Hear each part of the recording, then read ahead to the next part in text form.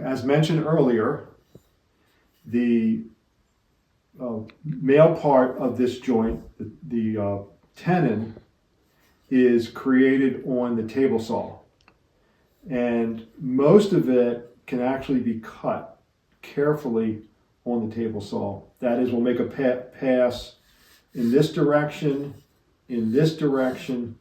across this end, and also across this end. In reality, 3 of the cuts are very close to being the same. The side cheeks, these 2 sides, and the bottom cheek are roughly 1/8 of an inch deep. And then once that's done, I'll come back, raise the dado set in order to cut out the larger 3/4 of an inch section. So rather than using a single saw blade, which is only 1/8 of an inch thick, it's much quicker to use what's called a dado set, which has multiple parts to it, and you can make a wide, relatively wide cut with a dado set. In this case, we want to make, I set it up to cut 1/2 of an inch, and I set the fence of my table saw to the outside of the dado set at 3/4 of an inch, because that is the length of the tenon that we are cutting. So I measured 3/4 of an inch from the outside of the outside tooth to the fence, the table saw fence. It's exactly 3/4 of an inch. So that setting will not change, because looking at this piece that's already made, this depth is 3/4 of an inch all the way around. So this will not change. What will change toward the end, as I previously mentioned, is the height of the blade. In order to cut this 3/4 inch high piece out, I will stand the piece up and hold it against the miter gauge, which helps with accuracy and safety. Otherwise, if I didn't use it, it would be very unsafe and also very inaccurate. In order to get a snug fit, I like to make my tenon slightly oversized for the mortise that I just made. That way, with hand tools, I could trim it down to get a nice snug fit. Because of that, what I'm going to do is I'm going to very slowly raise the blade. I will make a cut on each side, the back and the front of the apron, and then I'm going to measure the thickness of the tenon and see where I'm at, and then raise the blade just a little tiny bit more to take off a little more and get it closer to 1/2 of an inch. But I want it to be just a little hair over 1/2 an inch, and we'll take off a little bit to make it fit snugly.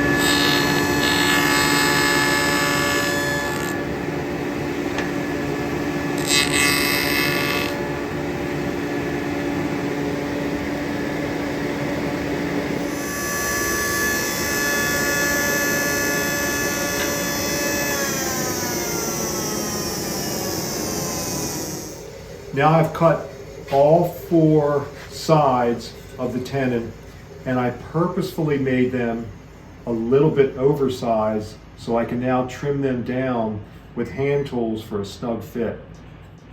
First thing I will do is I will chamfer or angle these 4 edges so that they will go into the mortise more easily, just like I did with my sample tenon. The tools for adjusting the tenon are as follows: a small hand plane to chamfer the edge, as I just mentioned, a shoulder plane, which I will use to shave down the cheek of the tenon, both sides, and then if I need a little more fine tuning, I will use a rasp. I will start with chamfering, just to get an angle edge in here, all 4 sides of the tenon.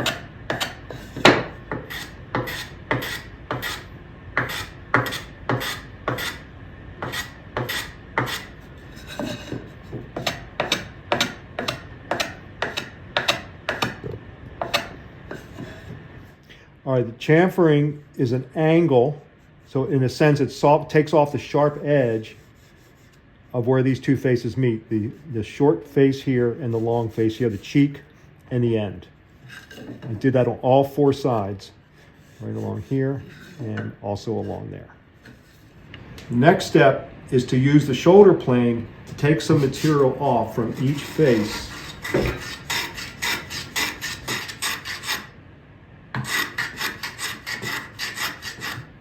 The beauty of the shoulder plane is that it can work right next to the shoulder. In fact, that is why it's called a shoulder plane. Or I should say, one of the reasons it's called a shoulder plane. Turn it over.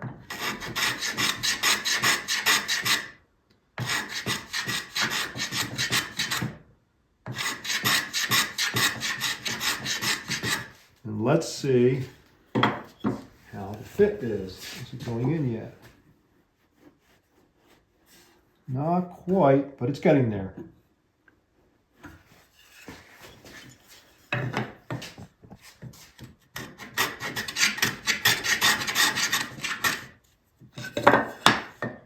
Remember to take material off from both sides of the cheek, or I should say both sides of the tenon or both cheeks.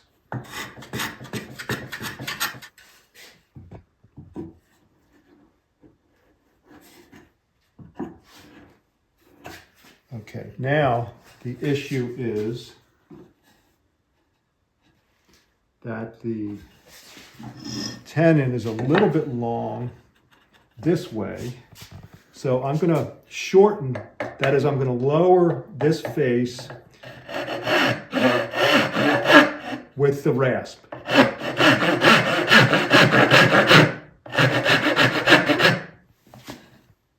We want to make sure that the surface of the end is parallel to the bottom of the apron, not slanting down or slanting either way. We want it parallel. Looks pretty good. Time to check. So I'm going to use this face, which I know is exact. This is 3/4 of an inch against the mortise, and see we're getting there, but not quite there yet.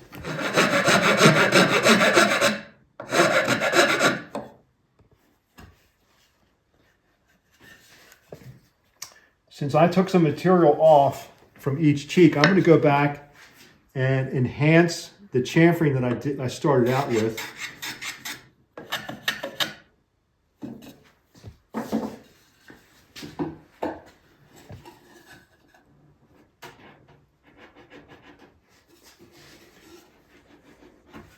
Now it's time, because we are so close, to use, so the shoulder plane will take material off much faster than the rasp. That's why I'm going to go to the rasp now to take off just a little bit.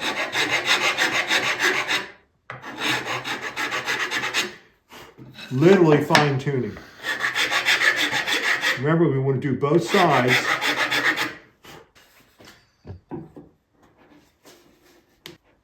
Almost.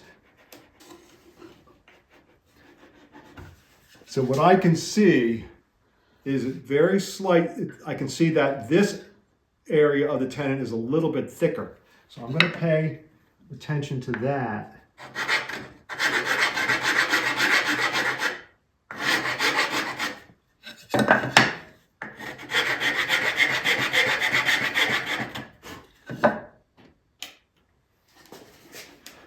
So now the question is it maybe the mortise?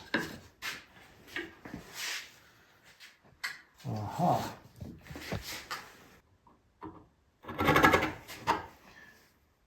So this is a natural process of checking the tenon, checking the mortise, and making a hand fit joint.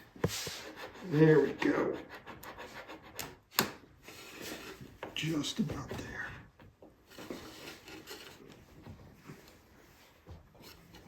I would say we are there. We now have a quality mortise and tenon joint. Nearly perfect, and a clamp will take it into perfection.